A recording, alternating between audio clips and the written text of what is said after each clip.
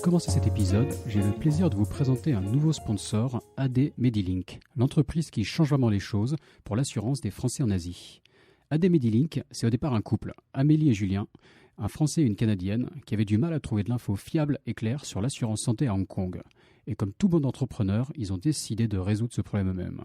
Quand on vit à l'étranger, vous le savez sûrement, trouver la bonne assurance, c'est compliqué et le service laisse souvent à désirer.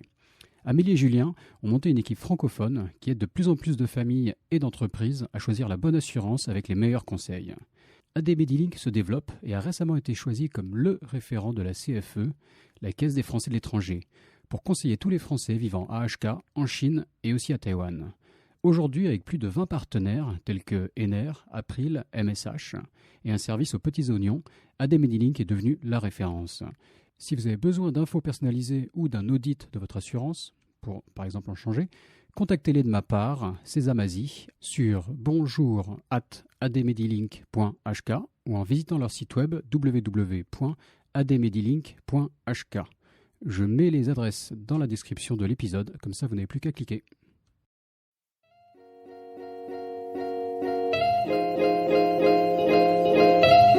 Bonjour, je suis Raphaël Séguier et je vous présente le podcast Sésame Asie. La région APAC compte plus de 4 milliards d'habitants et représente près de la moitié de la croissance économique mondiale. De nombreux Français sont donc venus s'installer ici, dans la région la plus dynamique au monde. Cependant, réussir en Asie n'est pas toujours facile. C'est pourquoi j'ai décidé de voyager de Hong Kong à Singapour, en passant par Tokyo et Shanghai, pour rencontrer ces Français qui ont réussi en Asie, percer leurs secrets et les partager avec vous. Si le podcast Sésame Asie vous plaît, n'oubliez pas de laisser 5 étoiles et un commentaire sur Apple Podcast, cela m'aide beaucoup. Je vous souhaite une bonne écoute. Bonjour Alex. Bonjour Raphaël. Merci Alex Odajima d'avoir accepté mon invitation sur Sésame Asie. Donc tu nous parles depuis le Japon, comme ton nom de famille l'indique. Tu fais partie de ces invités qui m'ont été recommandés par de nombreuses personnes au Japon, mais même ailleurs en Asie. Donc très heureux de t'accueillir.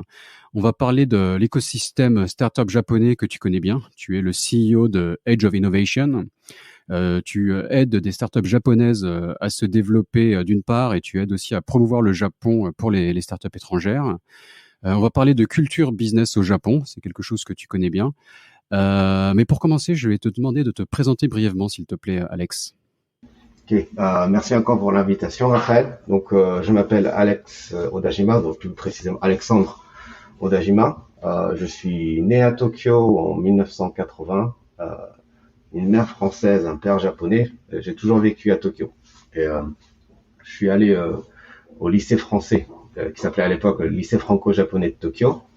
Et j'ai juste fait mes études à l'université pendant 4 ans à Paris, mais sinon j'ai toujours été à Tokyo.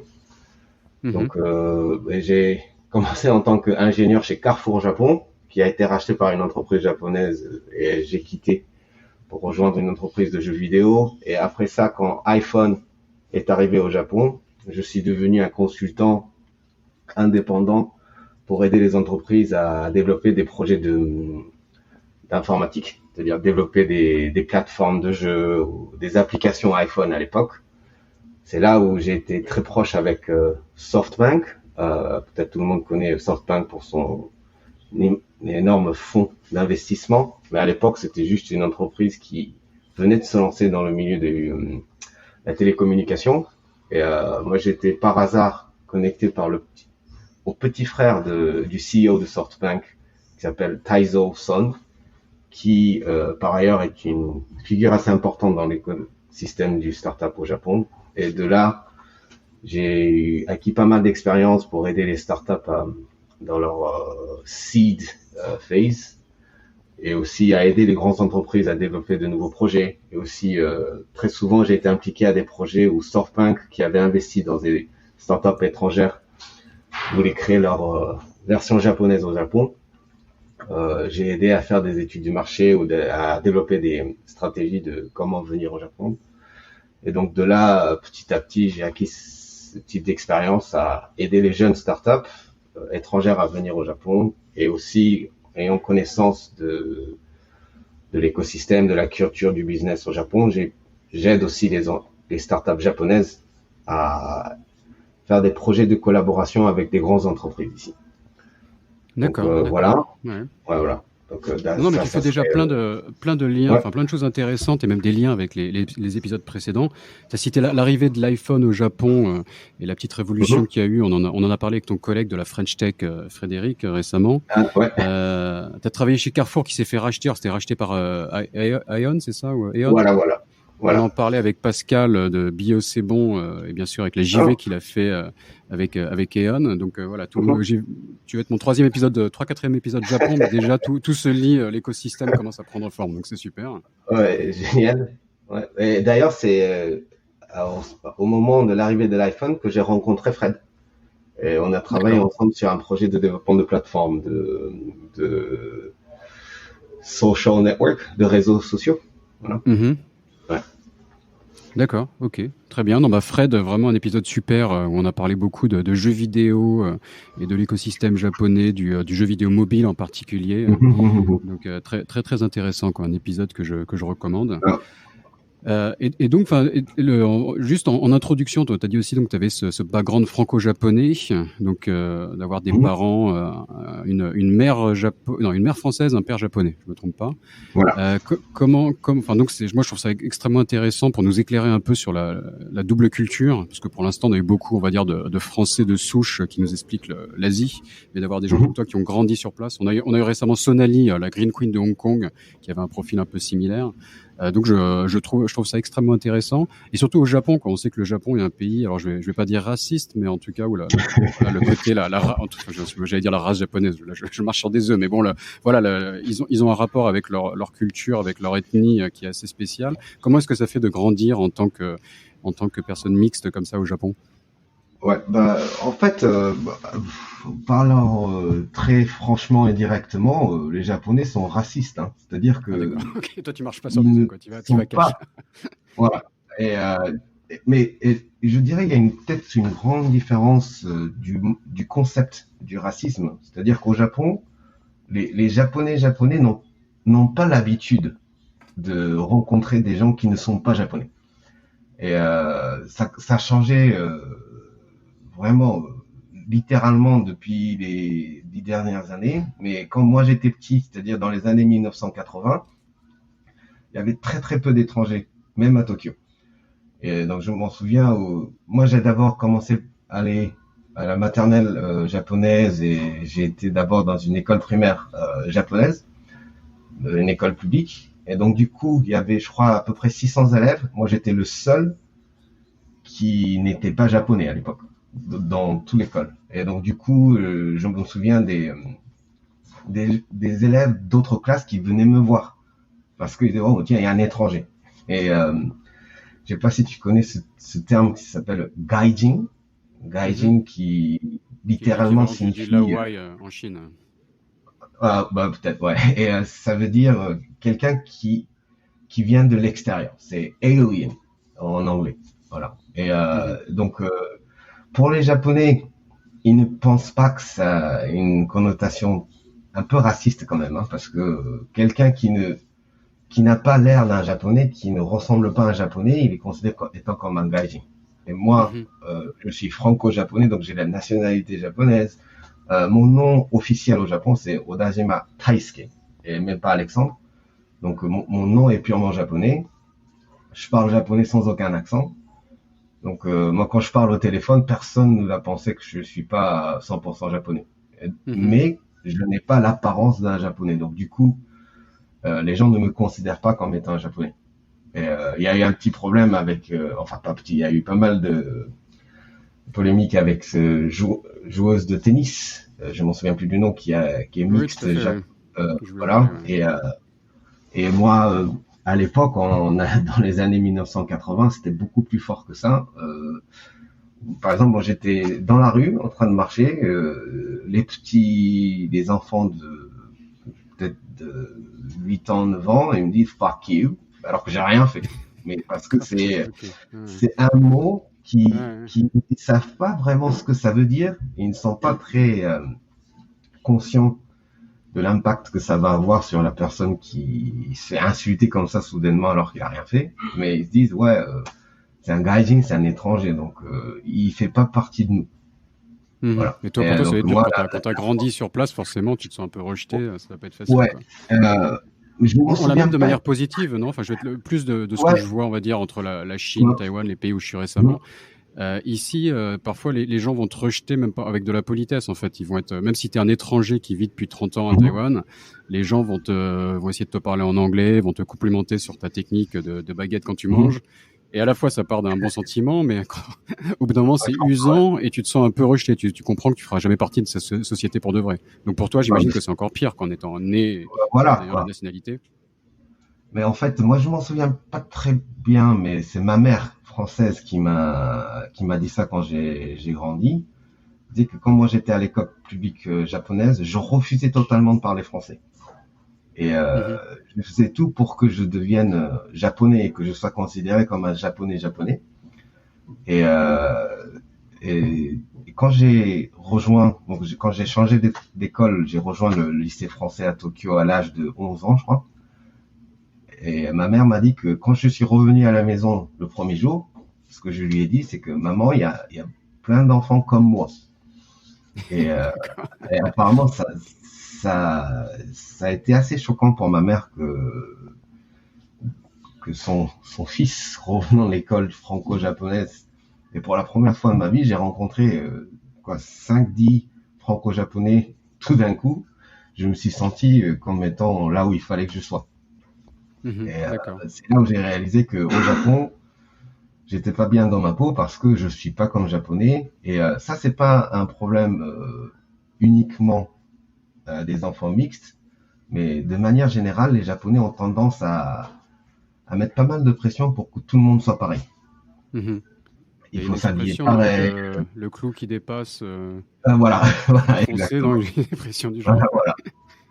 voilà. Et ça, ça commence à devenir un problème social du fait que ça va à l'encontre de la tendance actuelle l'intégration, c'est-à-dire qu'on Mhm.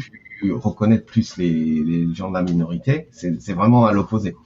Donc, par exemple, pour les homosexuels ou les LGBT, je sais pas exactement le terme en français, mais Mhm. les gens qui sont dans la minorité, ils ont beaucoup, beaucoup de mal à être acceptés par la société japonaise en- et donc ont tendance à cacher ce qu'ils pensent vraiment ou à cacher ce qu'ils veulent venir, qui veulent s'exprimer.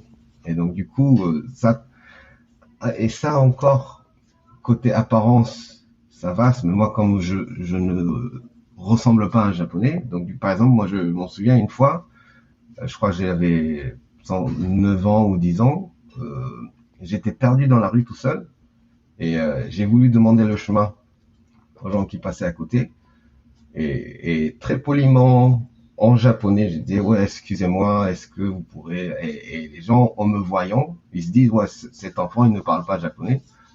Et la réaction, c'était non, non, non, I don't speak English. Et ils partent.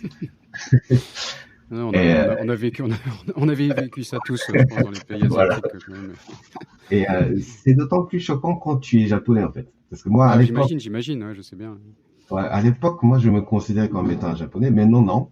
Je me considère vraiment comme étant un mixte, plus, je me considère même pas français non plus. C'est-à-dire, moi, je me considère peut-être Citoyen du monde, terrien. ouais. Voilà, Terrien. citoyen du monde. Voilà. D'accord. Mais à l'époque, ça a été assez Donc dur. Ouais. t'étais destiné quelque part à ce métier un peu de faire un lien entre le Japon et le reste du monde. Et Mm, quels sont un peu les avantages et les inconvénients en plus dans le monde des affaires d'avoir, tu vois, cette double appartenance? J'imagine que parfois ça te sert, parfois ça te dessert. Comment ça se passe dans le travail?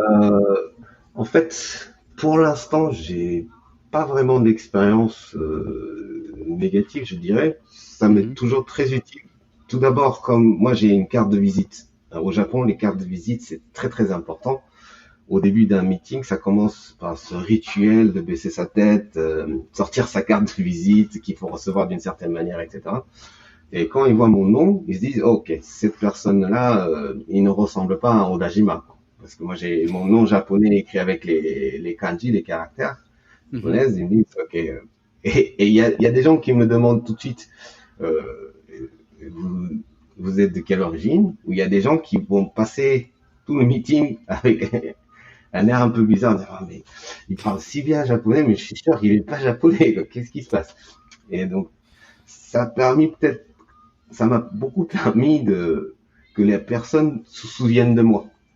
D'accord. Qui a été très utile en tant que freelance parce que je rencontrais des gens dans des soirées, je me présente, un nom typiquement japonais, Odajima, je parle japonais parfaitement, ils me disent, ouais, mais toi t'es pas japonais, comment ça se fait que tu parles japonais aussi bien et que t'es un nom japonais? Donc, ça m'a permis d'avoir une conversation avec un peu n'importe qui, tout de suite, et m'a On permis se souvient de toi, quoi. que les gens me souviennent de moi, ça c'était une chose. De deux, c'est que dans la culture japonaise, c'est très difficile de dire ce qu'on pense vraiment.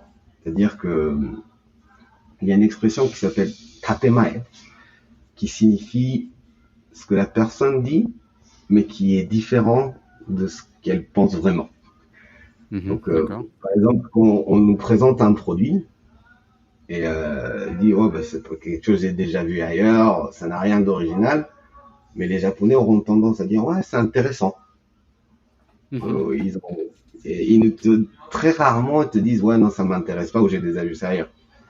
Et donc c'est une attitude très japonaise. Donc il faut mener les conversations en devinant ce que la personne a vraiment envie de dire. Et il faut dire les choses de manière indirecte pour que la personne puisse deviner ce que j'ai vraiment envie de dire. Voilà, c'est une combinaison assez complexe. Mais le fait que je ne ressemble pas à un japonais, il y a des fois, je me permettais de dire cash, parce que quand t'es pas japonais, c'est on va t'excuser un peu plus, c'est quoi. permis, je dirais. Voilà. Et donc, ça m'aide donc parfois tu en jouais volontairement, toi. Tu connaissais la culture, mais tu te permettais des... Ouais. Donc je comprenais ce que la personne avait envie de dire. Est-ce que tu as eu des exemples d'incompréhension que tu as vécu toi ou que tu as assisté peut-être de start-up étrangères où voilà, ça, ils se comprenaient mal avec la contrepartie japonaise? Par exemple, c'est très souvent les entreprises qui développent des technologies, c'est-à-dire ça ne sera pas un produit final pour les consommateurs, mais des technologies de base. Par exemple, moi, ce que j'avais rencontré, c'était une boîte qui développait une technologie d'intelligence artificielle qui pouvait deviner l'émotion de la personne en combinant les différentes données des capteurs. C'est-à-dire le battement cardiaque, la température de la peau, etc. Et cette entreprise essayait de vendre cette techno à des grosses boîtes japonaises. Mais le problème, c'est que la plupart des boîtes japonaises ont besoin que la startup vienne avec un cas concret de comment utiliser la techno à un produit final. Et si tu présentes ta techno pendant une heure, les gens vont te regarder et qu'est-ce qu'on peut faire avec. C'est pas l'entreprise qui va sortir des idées. Et ce qui a causé problème, c'est que cette entreprise-là n'avait pas apparemment beaucoup d'expérience à l'époque avec les entreprises japonaises, donc a passé plus de temps à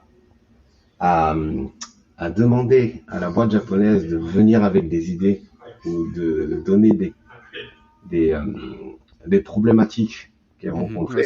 Ce qui n'était pas la bonne manière de faire, ouais. Je pense même en Asie en général. Ouais, voilà. Et donc c'est là où l'entreprise est venue me voir parce qu'ils avaient besoin d'aide pour mener la conversation parce que pour la boîte japonaise était intéressé par la technologie, mais avait du mal à communiquer avec la startup, en fait. Oui, tout à fait. Frédéric, sur le sujet, nous donnait des exemples en disant qu'il était difficile aussi pour une entreprise étrangère de closer un deal quelque part.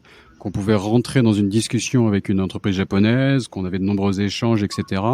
Mais que quelque part, si l'entreprise n'était pas présente au Japon, s'il n'y avait pas des staffs qui parlent japonais, qui comprennent la culture, etc., on arrivait à un moment où pour vraiment closer un deal, travailler ensemble, ça bloquait, on n'y arrivait pas, quoi. Est-ce que tu confirmes un peu? Tout à fait. tout à fait. Et, D'accord. et cela pour plusieurs raisons. D'abord parce que ça commence à changer, mais la plupart des entreprises n'ont pas d'employés qui parlent anglais.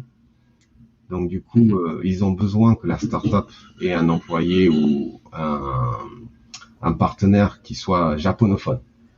Et non seulement parler japonais, qui comprennent la culture japonaise. C'est-à-dire que Fred, il parle très bien japonais, mais je pense qu'il a encore du mal à exactement comprendre le message. Les Japonais, il y a des fois, c'est très frustrant pour les étrangers qui parlent très bien japonais, mais ne connaissent pas encore à 100% la culture japonaise. Et de deux, c'est que l'administration dans les entreprises japonaises, c'est très très compliqué et très analogue. Et donc du coup, un employé qui est en charge de signer le contrat avec une entreprise, c'est à lui de faire toutes les démarches. Et quand c'est une entreprise pas japonaise, et tout de suite, ça augmente la complication des processus. Il faut que le contrat soit en anglais, mais traduit par un avocat en japonais, etc., etc. Les paiements sur les comptes bancaires à l'étranger est beaucoup plus complexe que les paiements à l'intérieur du Japon, et tout. Et donc, pour l'employé, il faut vraiment qu'il soit motivé pour signer le contrat avec l'entreprise étrangère parce que c'est 2 fois, voire 3 fois plus de démarches à faire pour, à l'intérieur de son entreprise, en fait. Et 3, c'est que c'est par peur de... pas, encore une fois, ils auront peur que cette entreprise ne soit pas encore basée au Japon. Si jamais le projet, en plein milieu du projet, il y a un gros problème et que cette entreprise décide de partir, comme ils sont pas au Japon, les problèmes juridiques et même ils sont même pas sûrs de pouvoir retrouver l'entreprise qui est en Chine ou ailleurs. Donc du coup, l'impression que ça donne à une entreprise japonaise de signer un contrat avec une startup étrangère, ça semble être beaucoup plus risquant que... Ah ouais, c'est une prise de risque. Ouais. Et le Japon est un pays assez conservateur, il paraît. Voilà, ouais. D'accord. Non, donc il faut quelque part, ouais, il faut connaître le Japon, il faut se faire accompagner. C'est un peu ça les conseils qu'on peut donner, quoi. Ça tombe sous le sens, mais c'est toujours bien de le répéter, de comprendre dans les détails. Ouais. Et ça ajoute peut-être une notion assez importante, c'est que au Japon, il faut avoir une relation personnelle avant d'avoir une relation en tant qu'entreprise. C'est-à-dire que quand tu veux vendre ton produit, il faut que tu sois accepté en tant que personne avec l'employé que tu es en discussion du côté de la boîte japonaise pour que cette personne-là te fasse confiance et c'est à partir de là qu'ils vont réellement commencer à réfléchir à signer le contrat avec toi. Est-ce que on retrouve un peu des éléments peut-être de la culture chinoise où en Chine traditionnellement chaque meeting commence par des discussions anodines, on rentre pas forcément dans le vif du sujet, on apprend un peu à se connaître. Et dans la culture chinoise, souvent on passe du temps ensemble. Donc il y a bien sûr les dîners d'affaires chinois qui sont assez réputés avec parfois des dérives alcoolisées et autres. Mais moi même quand je travaillais chez Peugeot par exemple en Chine, j'ai un concessionnaire que je visitais dans la région vers Xiamen qui me prenait dans sa voiture et qui me disait on va aller visiter un site touristique, une montagne sacrée, je ne sais quoi, et ça faisait partie du business de passer quelques heures ensemble à marcher dans une montagne, à passer du bon temps entre guillemets, mais à apprendre à se connaître et peut-être à construire la relation, quoi. Voilà, donc à mon avis, c'est quelque chose de fondamental dans la culture asiatique. Ça commence à être américanisé, je dirais, au Japon, plus qu'en Chine. À mon avis, il y a 20-30 ans, c'était encore un peu comment ça se passait ici. Par exemple, il fallait jouer au golf avec ton client pour que tu puisses gagner ton contrat. Il fallait vraiment consacrer 80% de ton temps pour établir cette relation personnelle.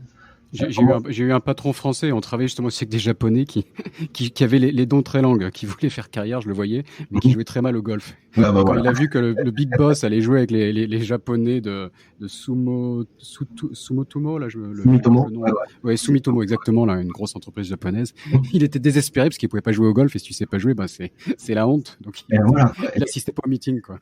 Et c'est très vrai. C'est-à-dire, il y a énormément comme Tokyo, les terrains sont extrêmement chers. Il y a très peu de golf en centre-ville, mais il y a énormément de sites qui te permettent de t'entraîner. Mhm. Et les gens sont là, ils passent 1 heure, 2 heures à taper sur la balle et essayer de progresser. Et il y a même des sites d'entraînement du golf virtuel au sous-sol, Mhm. qui a un écran devant toi. Quand tu tires sur la balle, ça va te simuler la trajectoire de la balle et te donner la distance que tu as fait. Tout ça. Et les gens s'entraînent parce que c'est utile pour ton boulot. D'accord. Donc même pas forcément par plaisir, quoi. Parfois, Voilà, voilà. il faut le faire, quoi. Voilà. Et il y a des grosses boîtes qui avaient des employés spécialement pour ça, quoi. Et ils faisaient pas grand-chose pendant la journée, mais les week-ends, ils allaient faire du golf avec leurs clients. D'accord. Voilà. Il jouait super bien au golf, quoi. Voilà. En Chine, j'en ai croisé dans le boulot, c'était plus de boire. Ouais, c'était un peu ça. Hein. Officieusement, ils étaient vendeurs. Dans les faits, leur travail, c'était plus d'animer les soirées et vraiment de boire. Hein, je rigole pas, quoi. Là, Mais le golf, ouais, ouais. pourquoi pas. Et le Covid est en train de changer la situation assez brutalement. Mhm. Mais au Japon, avant, il fallait aller boire avec le client pour avoir cette relation. Oui, bien sûr, d'accord. Ouais. Ouais. Donc, Et le Covid, raconte-nous aussi un peu Enfin, je te coupe, mais les deux sont intéressants parce que c'est vrai que la culture de l'alcool au Japon et peut-être aussi même au sein des entreprises japonaises, je crois la communication n'est pas facile, on peut pas forcément remonter de l'information à ses supérieurs, etc. Mais on dit que le fait d'aller boire, manger dans les izakaya, c'est ça, le soir entre collègues, ouais. on mange et on boit en même temps, quoi. Ça fait partie de la culture et on peut peut-être passer plus d'informations dans ces moments de détente avec de l'alcool que ce qu'on peut faire la journée pendant le bureau, quoi. C'est ça? Ouais, exactement. Et en fait, il y a un terme qui s'appelle nomunication. Nomu, c'est le verbe boire. Et combiné avec communication, donc nomunication, qui signifie établir la communication en prenant de l'alcool. Et en fait, comme j'ai dit un petit peu au début de la session, au Japon, on a tendance à ne pas vraiment dire ce qu'on pense. Mais quand on est sous, on a le droit de dire ce qu'on pense vraiment. Et il y a un terme bureiko, qui signifie que ce soir, on peut tous être bourrés, dire vraiment ce qu'on pense, mais on oubliera ça demain.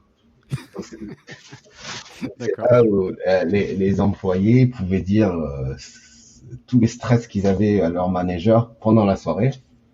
Mais comme ils sont tous bourrés, ça va pas devenir un problème plus tard. C'est un concept qui existe vraiment. Les jeunes boivent de moins en moins, donc ça commence à changer. Mais jusqu'à ma génération, c'est le soir, on allait boire avec le boss. C'est là où il te dirait vraiment ce qu'il pense. Et c'est là où tu pouvais répondre honnêtement. Et c'était comme ça que tu créais cette relation personnelle avec les autres employés de ta boîte. Et pendant la journée, t'es forcément pas capable de répondre à ton boss, même s'il te demande de faire quelque chose qui ne te plaît pas.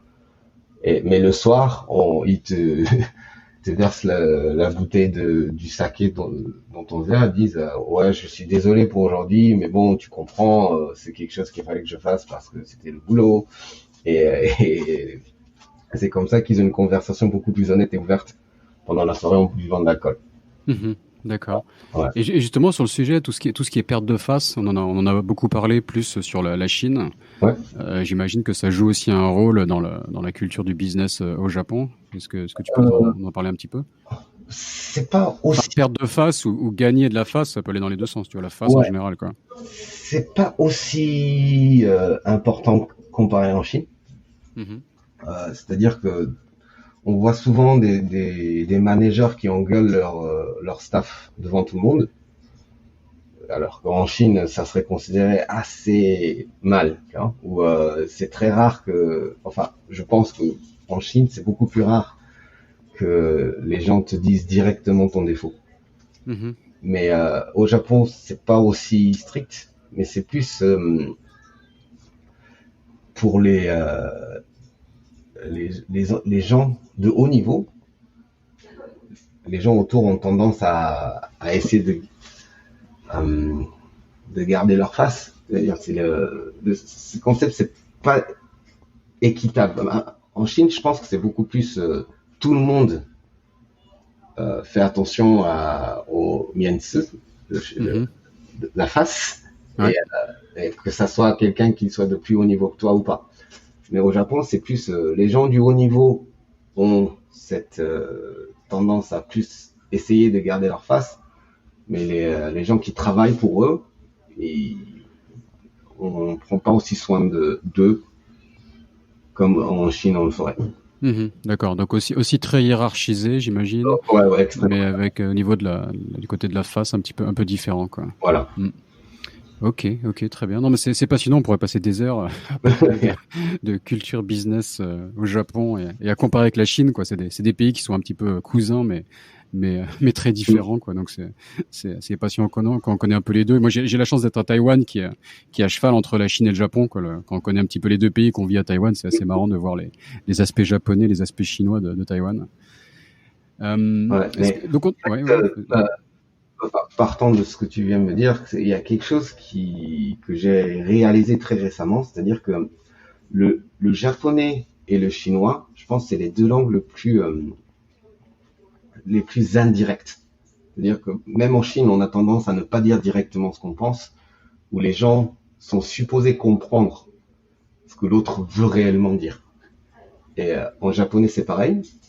Mais le problème, c'est que la culture, la mentalité, le fonctionnement du raisonnement est totalement différent. Donc, un japonais qui espère que le chinois va comprendre ce qu'il veut vraiment dire, et le chinois qui devine de sa manière à ce que le japonais essaye de dire, ça crée des problèmes assez importants de miscommunication, de malcompréhension. Et très souvent, ça finit très mal. Donc, moi, quand je dois faire face à des Chinois, j'essaie d'être encore plus direct avec des Américains ou des Occidentaux pour vraiment éviter à ce qu'il y a des malcompréhensions. Et Mhm. ça, ouais. Entre Japonais, ça marche très bien. Entre Chinois, ça marche très bien aussi. Mais entre Japonais et Chinois, ça a tendance à créer beaucoup de complications. Ouais, non, tout à fait. C'est quelque chose qu'on connaît assez mal, les relations business entre la Chine et le Japon, mais qui sont énormes, hein. Les investissements japonais en Chine, le nombre d'entreprises présentes et d'usines est énorme. Donc clairement, il y a ce type de relations interculturelles. Et j'imagine que c'est pas si facile. Ils partagent quand même le même système écrit dans une certaine mesure. Moi, j'étais amusé à mes débuts en Chine de voir des Chinois qui communiquaient avec des Japonais uniquement avec les caractères, en se dessinant les caractères sur la main, parce que les Japonais parlaient pas du tout anglais, donc ils avaient trouvé cette manière de Mm-hmm. communiquer, quoi. C'est les mêmes caractères qui se prononcent différemment, mais avec un sens qui a gardé son sens original, quoi. Et donc non, non, très, ouais. Et là aussi, il y a un exemple assez connu au Japon, c'est-à-dire les lettres. Enfin, quand on écrit une lettre à quelqu'un, les lettres s'appellent tegami. C'est une combinaison de deux symboles, la main et papier. Ah, ça va se Au rapprocher Japon, des toilettes, là, je sens, non? voilà. En J'y vais Chine, ça venir. Excuse-moi, j'ai signifie, tué ta blague, mais vas-y. et en Chine, c'est papier toilette, et donc du coup, ça crée des confusions assez. Ouais, tu m'envoies les C'est papiers intéressant. toilettes. Ouais. Donc voilà, et c'est ça, quoi. C'est-à-dire que quand les deux cultures ont beaucoup de ressemblances, les gens ont tendance à croire on pense de la même manière, alors que euh, je dirais même ils sont presque opposés. Et il y a tellement de fois où je dis oh, qu'est-ce qu'il veut dire, qu'est-ce qu'il veut dire. Et on dit ah wow, ok, maintenant que j'ai compris, c'est ça que cette personne voulait dire. Donc la Mhm. communication chinoise-japonaise c'est très très compliqué. Ouais. Et toi, tu as la culture, donc tu te poses, on sent que tu as le raisonnement d'essayer de comprendre le message caché qu'il peut y avoir dans la communication asiatique. Alors que dans mon Mhm. expérience, les étrangers, s'ils ne connaissent pas du tout la culture asiatique, ils vont même pas essayer de comprendre, ils vont juste dans l'incompréhension parfois des messages qu'on leur envoie. Et même Ouais. après, moi, ça va faire pas loin de 15 ans que je suis dans la région, mais souvent, je tombe dans le panneau totalement avec des amis, je sais pas, récemment, des amis hongkongais qui me disent, on croyait que tu étais un peu plus localisé, mais en fait, tu comprends rien, tu vois, quand ils peuvent se battre, ils t'envoient des messages et tu passes totalement à côté avec ton cerveau français qui est totalement cartésien et qui se dit que qui comprend pas le côté, c'est pas ironique, mais le message caché, Mhm, quoi. mhm. Ouais. Ouais, Donc non, je pense que ça prend une vie entière. Toi, t'as eu la chance de naître dedans, donc c'est sûrement plus voilà. facile, mais c'est pas, on n'est pas forcément câblé pour ça, quoi. Mhm. Et donc, enfin, on va pas reprendre toute ta carrière, hein. Je suis là sur ton LinkedIn, t'as plein d'expériences différentes. Mais donc, de Carrefour jusqu'à ce que tu fais aujourd'hui, donc, dis-nous quels sont les un ou deux épisodes intéressants que tu as envie de développer un peu de ton expérience, peut-être. Euh, j'ai rejoint Carrefour en 2004, je crois, et j'ai arrêté au bout d'un an et demi parce que j'ai appris que bon, ça allait être racheté par une entreprise japonaise et que j'avais vraiment pas envie de faire partir d'un gros groupe japonais. Je savais ce que c'était que la vie des salaryman, Mhm. Des donc salariés, ouais. des salariés, pardon, et donc et au Japon, qui est probablement très différent des vies des salariés en France. Et je voulais absolument pas aller là-dedans. Donc c'est là où j'ai décidé d'aller dans les jeux vidéo. Et j'ai rejoint une entreprise qui faisait du tuning de jeux vidéo. C'est-à-dire que à l'époque, en 2004-2005, les jeux vidéo c'était gravé sur les disques et une fois publié, il n'y avait plus moyen de faire des updates plus tard. Il fallait absolument être sûr que les niveaux de difficulté soient parfaitement réglés et qu'il n'y avait pas de faillite. Donc, je travaillais dans cette entreprise-là pour aider les auteurs de jeux étrangers à améliorer leur qualité de localisation de jeu.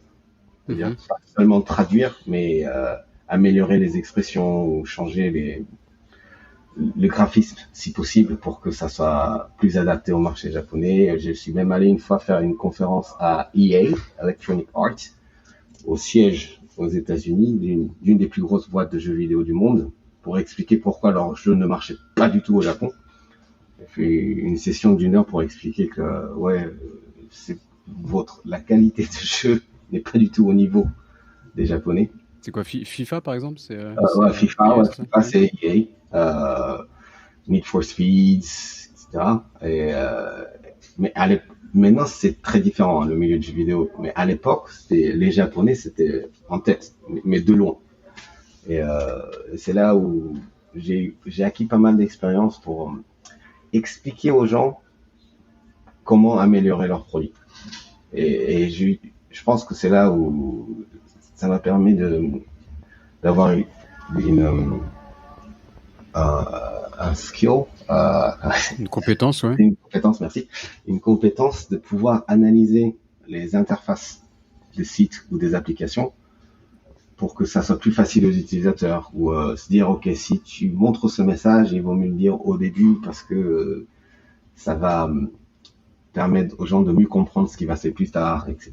Et c'est là au début, quand iPhone est venu au Japon, tout le monde s'est lancé dans le développement d'applications, mais quand on n'avait pas encore suffisamment d'expérience et c'était très mal fait au début. Mais Mhm. c'est là où j'ai pu utiliser cette expérience que j'ai eue dans ce boîte de jeux vidéo où je pouvais faire analyser l'interface, donner des propositions pour améliorer le UI, l'interface. Et, euh, et c'est comme ça que j'ai pu être impliqué dans beaucoup de projets de développement de jeux. Et, et voilà. Ouais. D'accord, ouais. Et donc, enfin, comment est-ce que après, tu nous as parlé aussi de cette expérience où tu travaillais donc avec donc c'est la famille donc du fondateur de SoftBank, c'est ça? Ouais. Donc Son, c'est le fondateur, c'est ça, Ouais, le donc célèbre investisseur, et toi, c'était voilà, le petit frère. Le petit frère, c'est ça, d'accord. Et t'as eu l'occasion de croiser le chef aussi, Ouais, plusieurs fois. Ouais. D'accord. Et, Ok. j'ai assisté à pas mal d'entretiens d'entrepreneurs. Euh, et, j'ai vu pas mal de scènes assez marquantes quand les entrepreneurs américains, européens qui venaient présenter leur service à Massa, donc au CEO de SoftBank. Mhm. Et il y a pas mal de rumeurs comme quoi il prend des décisions de niveau de millions de dollars en quelques minutes. Et c'est vrai. Moi, j'ai vu vraiment, par exemple, il y a une fois où le Twitter était devenu à la mode, mais l'application officielle de Twitter était très difficile à utiliser, donc il y avait pas mal d'autres applications d'interface de Twitter au début de l'iPhone.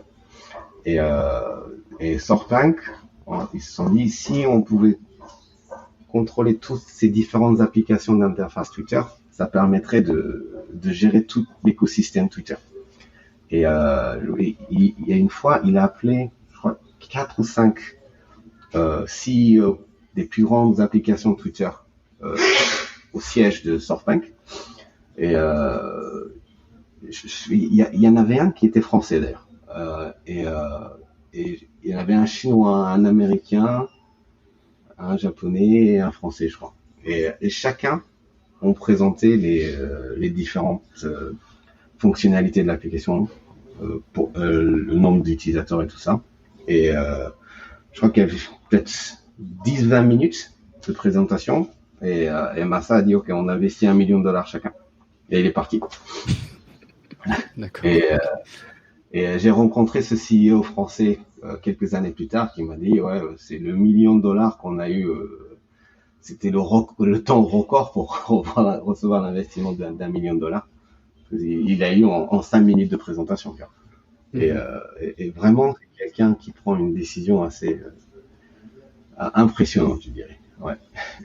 D'accord. Et c'est une personne qui sort de l'ordinaire, quoi, qui est Oh, totalement. charismatique, qui est, Ouais. on sent Et une intelligence, je sais pas, hors norme, ou c'est quoi ses qualités ouais, quand tu le ouais. croises comme ça? C'est c'est quelqu'un qui, à mon avis, la vitesse de réflexion, je dirais, qui est impressionnante. Mhm. Puisque le temps qu'il prend pour rechercher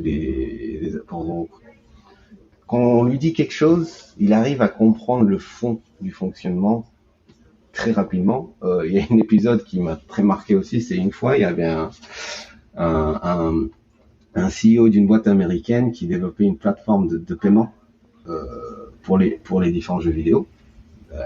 Et, et Massa est entré dans la salle, et dans la salle du meeting, il y avait comment dire, pour s'entraîner au golf. Tu sais, il y a des petites plaquettes avec un trou pour mettre les balles. Mhm. Hein. Ouais. Et il y en avait deux dans la salle, dans les deux coins de la salle. Et il est entré dans la salle, il a commencé à taper sur les balles. Et il a dit au CEO, OK, commence ta présentation. Et, et, et Massa, il a passé son temps à taper sur les balles pendant 15 minutes, mais jamais regardé l'écran. Hein. Mais, Mhm. mais il posait des questions très pertinentes de temps en temps. Il disait, ouais, pourquoi tu fais ça? Ou, comment tu penses pouvoir régler ce problème-là? Mais sans jamais regarder l'écran. Et, après 15 minutes, il a terminé de taper les balles qu'il avait dans le coin. Il a mis sa canne et il est venu voir le CEO, serrer la main. Je te mets $5 millions et il est parti. Et c'est là où il dit, il, donc il pouvait vraiment comprendre, parce qu'à mon avis, il a une expérience assez énorme à entendre les pitchs des startups. Donc il Mhm. connaît très probablement beaucoup de cas, mais il arrive à créer des hypothèses, à voir ce qui se passerait plus tard en, en essayant de faire connexion avec d'autres types de services qui sont en train d'être en développement. C'est un peu un joueur d'échecs, quoi. Il sait jouer à l'aveugle, là, comme les grands maîtres qui doivent se bander les yeux. Lui, il regarde pas l'écran, il joue au golf. Il réfléchit 4 coups à l'avance, quoi. Ouais, c'est assez impressionnant. Et il te dit des trucs que t'arrives pas à refuser. C'est-à-dire que logiquement, il a tellement juste, correct, que c'est très difficile à contredire. Mais il t'impose des conditions des fois. De wow. Ouais. Et moi, heureusement, j'ai jamais eu à devoir faire face directement. J'étais plus en train d'aider les startups qui devaient faire face.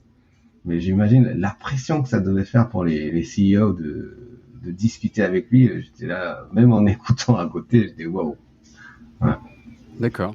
Est-ce que tu veux nous citer justement une ou deux startups avec lesquelles tu as travaillé par le passé ou tu travailles aujourd'hui, nous expliquer un peu qu'est-ce qu'elles font, le produit de la startup et leur développement au Japon en général? Une startup, ça fait presque 10 ans, je crois, j'ai travaillé avec, qui est peut-être assez connue, c'est MySpace, avant Facebook. Ouais. Donc MySpace, ils ont eu l'investissement de SoftBank et il y a eu le projet de créer MySpace Japan. Et moi, à l'époque, mon rôle, c'était de faire les études du marché, savoir pour évaluer la stratégie de comment venir dans le marché au Japon.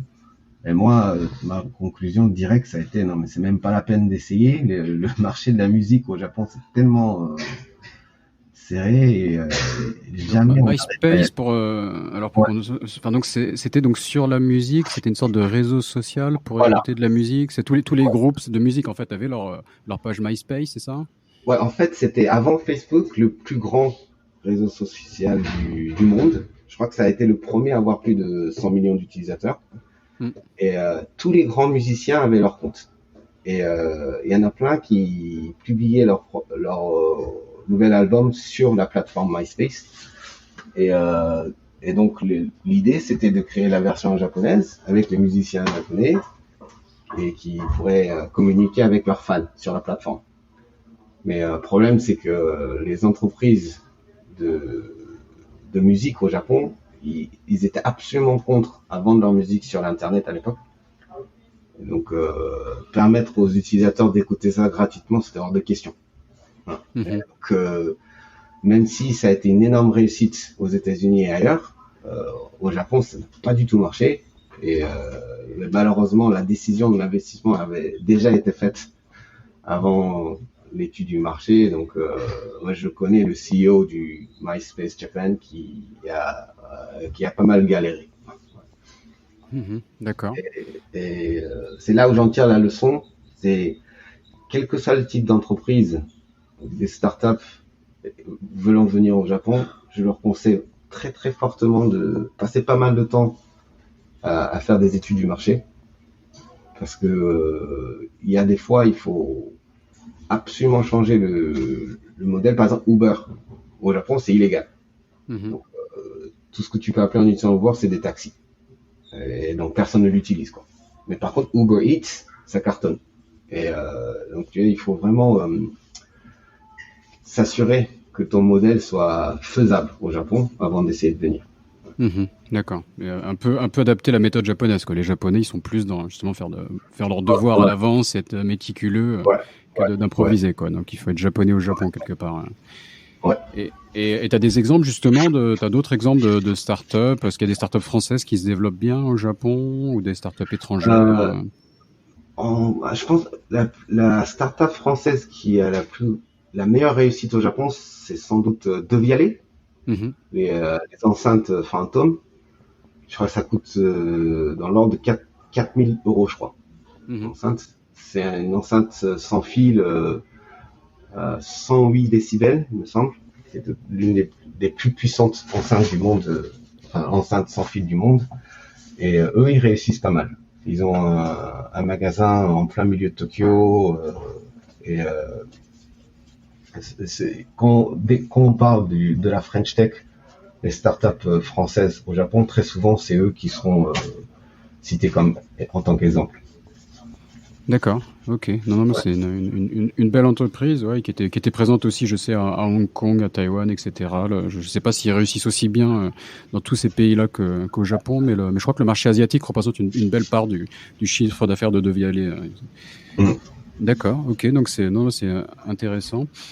Et donc toi, de manière plus générale, quel service tu offres aux startups? Comment tu les aides? Donc, comme je viens de dire, il est très important pour les startups étrangères à vérifier que leurs produits soient acceptables au Japon avant d'investir trop. Et, mais malheureusement, les études du marché, très souvent, ce n'est pas suffisant.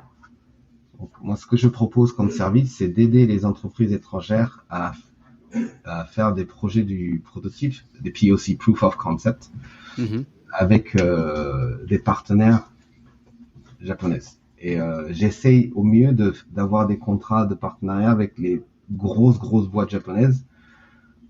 Et comme ça, une fois le POC terminé, ils peuvent utiliser ce nom pour quand ils font faire du sales, vendre leurs produits pour de vrai au Japon. Et ce que j'essaie de faire comprendre aux startups, c'est d'essayer d'organiser des projets de prototypes gratuits pour les entreprises pour que ça soit beaucoup plus rapide à avoir le contrat de partenariat. Et ça n'est pas la peine d'investir trop d'efforts du côté du startup. Il suffit juste de montrer le produit qu'ils ont. Et s'ils passent 2-3 mois à faire des tests gratuitement, ils feront confiance à la qualité de ton produit et que ça marche. Et le plus important, c'est que le fait d'avoir un contrat, même si c'est gratuit, ça va faciliter la démarche d'un contrat payé plus tard, parce qu'il y a beaucoup moins de processus à l'intérieur de la boîte. Mhm. Et donc voilà le service que j'offre, c'est si des startups étrangères qui voudraient venir au Japon, ce que je fais, c'est les aider à trouver un partenaire, une entreprise japonaise pour faire ce prototype. Mhm. Et après, je suis en train de préparer une, une plateforme de Open Innovation, l'innovation ouverte, je sais pas si ça se dit comme ça en France, Ouais, je crois, qui oui. permettrait aux startups japonaises de trouver des partenaires de grosses boîtes à l'étranger. Mhm. D'accord, ok. C'est quoi le profil un peu des startups qui peuvent se développer au Japon? Ça peut être software, ça peut être hardware. Est-ce qu'il y a des industries qui sont plus porteuses? Est-ce qu'il y a un niveau de développement en termes de levée de fonds? Est-ce qu'il faut avoir levé 10 millions, 50, 100 millions? Tu vois, est-ce que tu arrives à profiler un peu la startup parfaite? Donc il faut que ça soit une startup qui a déjà son produit dans son pays. Ça c'est fondamental, c'est-à-dire qu'il faut ça prend énormément de temps pour venir au Japon. Moi, je dis souvent, voire 1 an et demi pour avoir le premier contrat. Mhm. Donc, si l'entreprise n'a pas suffisamment de base solide, de revenus de son propre pays, il pourrait pas maintenir sa présence au Japon. Donc, il faut absolument que ce soit une entreprise qui a déjà un marché, qui a déjà une présence sur le marché de son propre pays. Mhm. Ça, c'est une chose. Deux, en tant que type de service, les services B2B, alors ça, j'ai aucune idée de comment ça se dit en français, pour les B2B, je crois que entreprises. ça se dit B2B. Il n'y a pas Voilà, de traduction. voilà, donc les services B2B, c'est beaucoup plus facile parce que les consommateurs japonais, à mon avis, c'est les plus difficiles au monde. Mhm. Ils sont très demandeurs. Il faut absolument que tu aies des services offerts tout en japonais. Il faut que ça soit un japonais Frédéric me parfait. disait que le client est roi au Japon, pour de vrai. Ah, voilà, Donc, voilà. exactement. Il faut Euh, apporter un service client à la hauteur. l'expression, l'expression en japonais, c'est le client est Dieu. C'est même pas un roi, D'accord. c'est un Dieu. Ouais. D'accord. Donc, ça... Ouais. Et donc vraiment faire du B2C au Japon, ça demande beaucoup d'efforts. Donc un service B2B, ça serait pas facile, mais plus faisable que les services B2C. C'est un service qui est utilisé par des développeurs, des ingénieurs, pardon, du type Slack. hein. Les ingénieurs ont l'habitude d'utiliser des services étrangers, donc c'est beaucoup plus facile à gagner leurs premiers utilisateurs, même s'ils ne font pas la localisation japonaise. D'accord. Ouais. Donc, une entreprise B2B, développement des plateformes, des outils pour des développeurs, à mon avis, c'est ce qui est le plus facile pour venir au Japon. Parce que justement la localisation, donc après quand on vise le marché japonais, il faut traduire en japonais, ça c'est évident. Mais est-ce qu'il y a un effort de localisation qui est assez important pour les startups, sachant que pour une startup c'est toujours compliqué parce qu'ils ont un produit qui n'est pas très mature par définition. Et commencer à localiser un produit comme on le voit en Chine. Sur le podcast, on a eu l'exemple de Splio qui a fait deux produits différents, et un pour le marché chinois. Et donc, ça veut dire faire de la maintenance et un développement de deux produits en parallèle, ce qui pour une startup est un gros investissement, quoi. Donc, est-ce que c'est nécessaire pour le Japon et est-ce que c'est faisable pour les startups? Comment est-ce qu'elles gèrent cette problématique?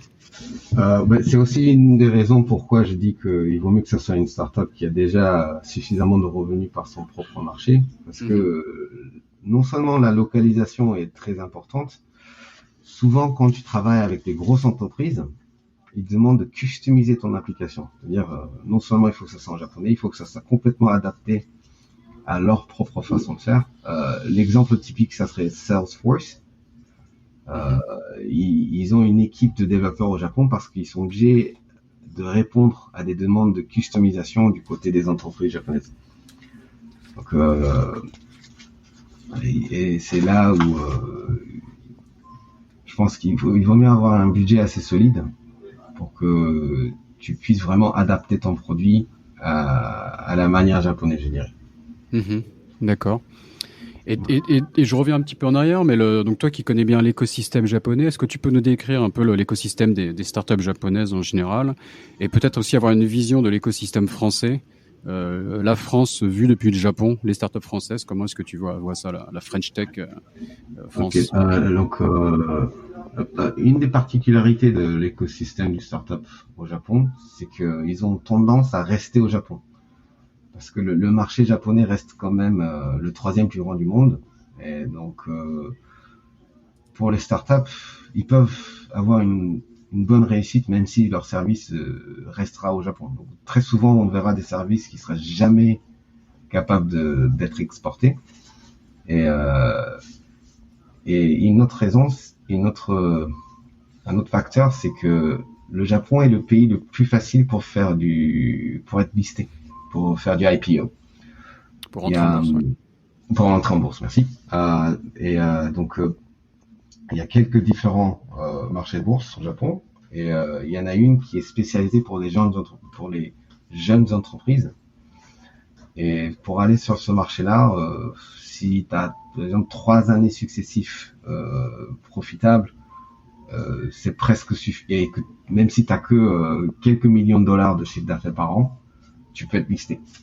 Et donc, du coup, il y a pas mal d'investisseurs au Japon qui demandent au CEO, au moment de l'investissement, de signer un contrat qui les oblige à consacrer leurs efforts à faire du IPO. D'accord. Et, donc tout ça, et les Japonais parlent pas anglais la plupart du temps. Donc du coup, tout ça combiné fait que l'écosystème japonais est très domestique. Et comme les services vont être complètement optimisés pour que ça soit facile à utiliser pour des utilisateurs japonais, qui fait que ça devient très compliqué pour les services étrangers à venir au Japon parce que les compétiteurs japonais, ils ne pensent pas aux autres pays.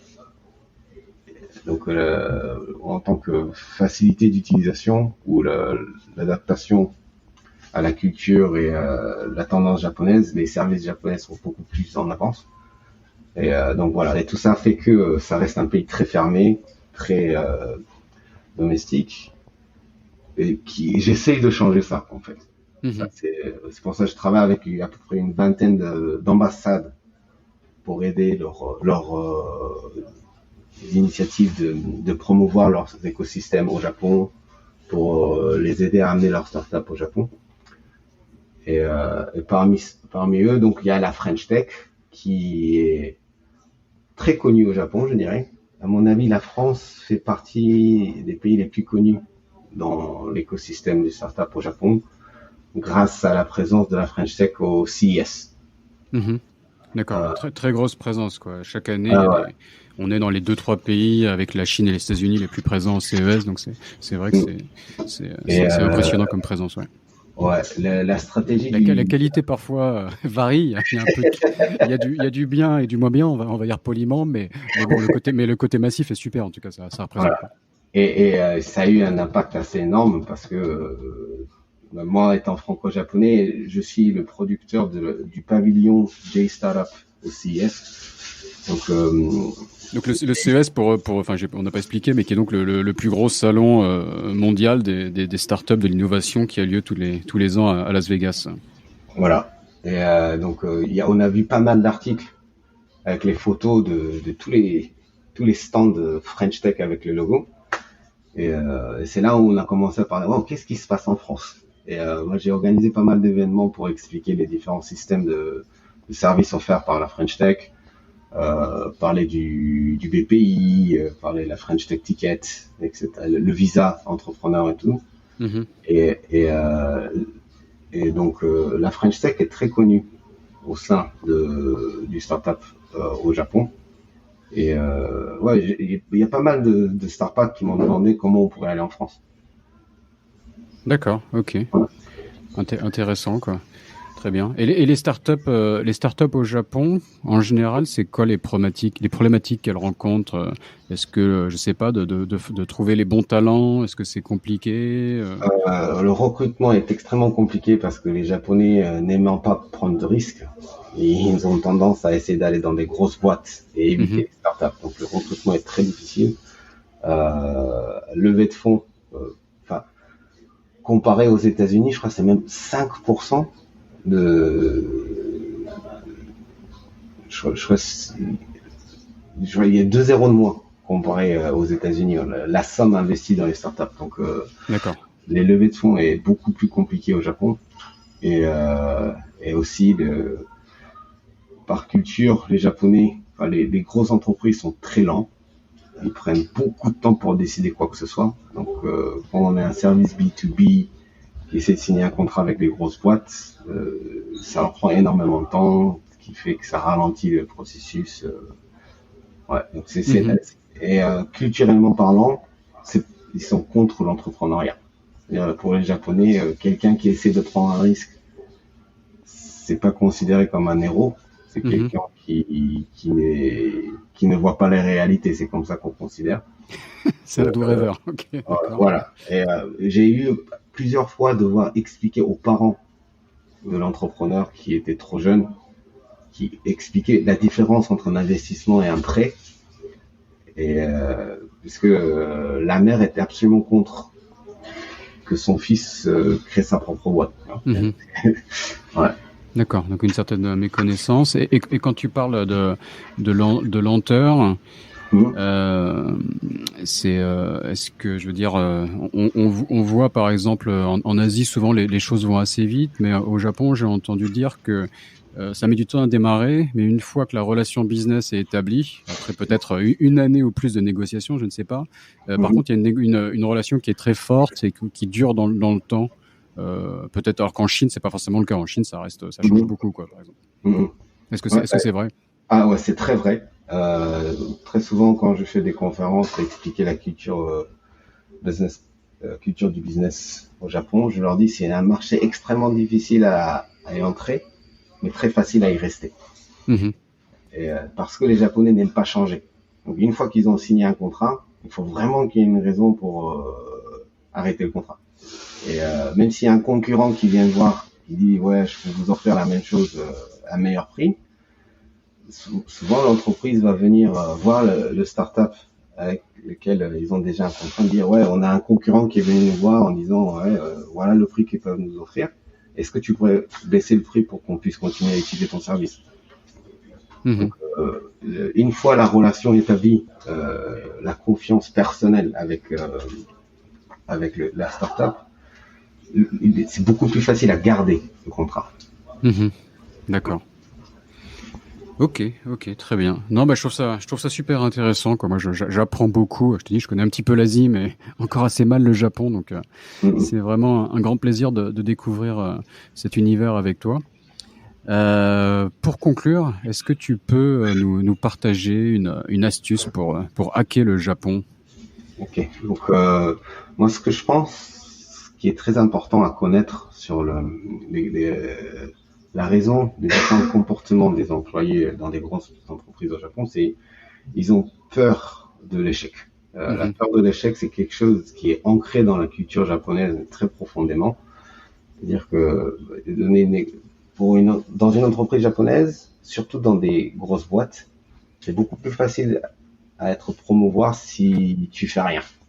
mhm. Quelqu'un qui n'a jamais rien essayé, mais qui n'a jamais rien raté, sera considéré comme étant quelqu'un de plus sûr, de plus stable que quelqu'un qui a essayé 20 différents projets et a raté 18 fois. Il n'a que 2 réussites, mais c'est quelqu'un qui, est, qui prend des risques et qui est Mhm.